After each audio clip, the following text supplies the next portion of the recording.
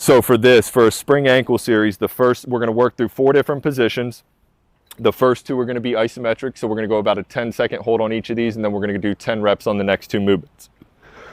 So for you, I want you to focus on stacking your foot right underneath of your hip, keeping a soft knee on that stance leg, support your body through your hands, and then we're going to maintain a high heel position and then drive that opposite knee up.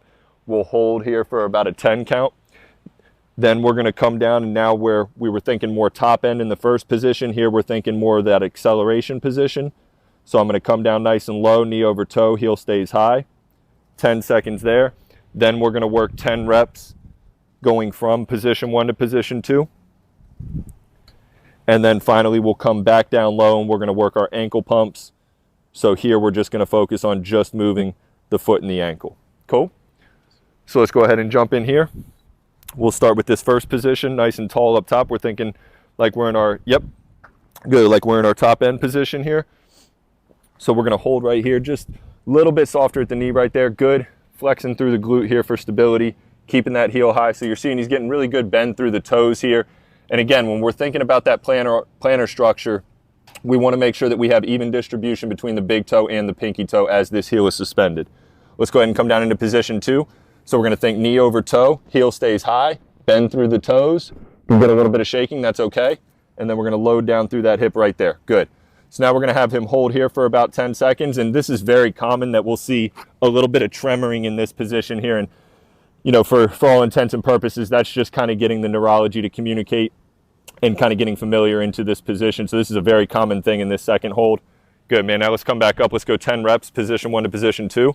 So importantly, while they are going through the dynamic action of this, we want to make sure that the heel position doesn't really change too much. So as he's coming back down, we want to maintain that high heel position, maintain the bend through the toes, and then everything else looks really good here. So he's doing a pretty good job loading back into that glute, smooth transitions from position 1 to position 2, and doing a great job holding that midfoot stability.